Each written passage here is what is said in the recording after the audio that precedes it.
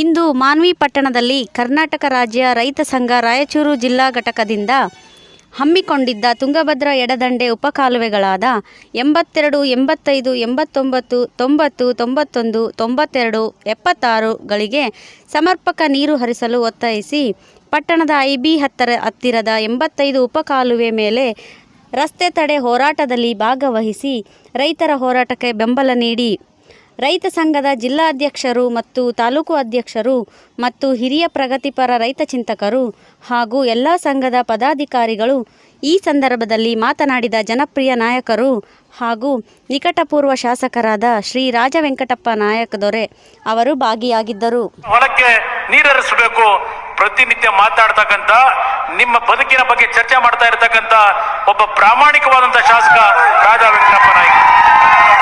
ಕೆಲಸ ಇಲ್ಲಿರುವಂತ ಶಾಸಕರು, ಇಲ್ಲಿರುವಂತ ನೀರಾವರಿ ಸಚಿವರು, ಇಲ್ಲಿರುವಂತ ಎಲ್ಲ ಅಧಿಕಾರಿಗಳು ನಮ್ಮನ್ನು NS ಬೋಸರಾಜ್ ಸಾಹೇಬರು ಅವ್ರಿಗೆ ಗೊತ್ತಾಗಲ್ವಾ? ನೀರಾವರಿ ಸಚಿವರಿದ್ದಾರೆ, ಅವರು ಏನ್ 356 ಕೋಟಿ ಒಂದು ಬ್ರಿಡ್ಜ್ ಮಾಡೋದು ಬಂದಿದ್ದಾರೆ. ಏನು ಬ್ರಿಡ್ಜ್ ಕಮ್ ಬ್ಯಾರೇಜ್ ಅನ್ನು ಚಿಕ್ಕಲ್ಪರಿಯಲ್ಲಿ ಮಾಡಿ ದೊಡ್ಡ ದೊಡ್ಡ ಬ್ಯಾನರ್ ಮಾಡಿ ಉದ್ಘಾಟನೆ ಮಾಡ್ತಾ ಇದ್ದಾರೆ. ಇವತ್ತು ರೈತರು ಬೀದಿಗೆ ಬಂದು ಕುಂದುವ ಪರಿಸ್ಥಿತಿ ಬಂದಿದೆ. ರೈತರ ಭತ್ತ ಹಾಳಾಗ್ತಾ ಇದೆ, ರೈತರು ಸತ್ತು ಹೋಗ್ತಾ ಇದ್ದಾರೆ. NS ಬೋಸರಾಜ್ ಅವರೇ, ಶಾಸಕರೇ, ಹಂಪಯ್ಯ ನಾಯಕ್ ಅವರೇ, ಗೊತ್ತಾಗಲ್ವಾ ನಿಮಗೆ? ನಿಮ್ಮ ಕೆರೆಗಳು ತುಂಬಿಸ್ಕೊಂತೀರಿ, ರೈತರಿಗೆ ಯಾಕೆ ನೀವು ನೀರು ಕೊಡಲ್ಲ? ಕೆಳಗಿನ ರೈತರಲ್ಲ, ನಿಮಗೇನ್ ನಾವು ಮತ ಹಾಕಿಲ್ವಾ? ನಿಮಗೆ ಮಾನವೀಯತೆ ದೃಷ್ಟಿನೇ ಇಲ್ಲ. ರೈತರ ಶಾಪ ಬೇಡ, ರೈತರ ಶಾಪ ತಡ್ಕೊಂಡ್ರೆ ನೀವು ಹಾಳಾಗಿ ಹೋಗ್ತೀರಾ.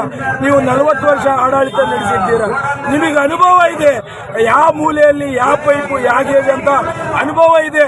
ನಾಚಿಕೆ ಆಗ್ಬೇಕು, ನಿಮಗೆ ನಾಚಿಕೆ ಆಗ್ಬೇಕು. ಇವತ್ತು ನಾಚಿಕೆ ಸಂಗತಿ, ಒಬ್ಬ ರೈತನ ಪರಿಸ್ಥಿತಿ ಬೀದಿಯಲ್ಲಿ ತಂದು ಹಾಕಿದ್ದೀರಾ. ನೀವು ನಿಮ್ಮಂತ ನಾಯಕರಿದ್ರು ಕೂಡ ಏನು ವೇಸ್ಟ್. ನೀವು ತಕ್ಷಣವೇ ಸ್ವೇಚ್ಛೆಯಿಂದ ನೀವು ರಾಜೀನಾಮೆ ಕೊಟ್ಬಿಡ್ರಿ. ಯಾವ ಅಧಿಕಾರಕ್ಕೆ ನೀವು ಲಾಯಕ್ಕಿಲ್ಲ. ರೈತರಿಗೆ ನೀರು ಕೊಡವಲ್ರಿ. ಅಮೆರಿಕಕ್ಕೆ ಹೋಗಿ DK ಶಿವಕುಮಾರ್ ಏನು ಭಾರತ ದೇಶದ ರೈತ ಬೆನ್ನೆಲುಬು ಅಂತ ಹೇಳ್ತಾನೆ. ನಿನಗೆ ನಾಚಿಕೆ ಆಗಲ್ವಾ? ಬೇರೆ